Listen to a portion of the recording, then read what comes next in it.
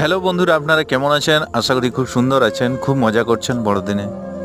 বাইরে কোথাও যে হয়তো পিকনিক করছেন, কি লাভ বন্ধু বলুন না?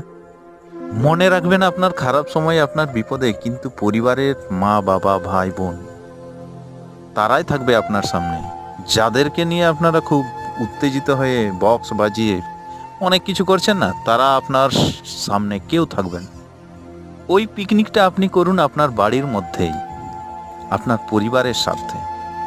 বাইরে হাজার হাজার টাকা ফুটিয়ে কখনো কিছু লাভ হয় না বন্ধু।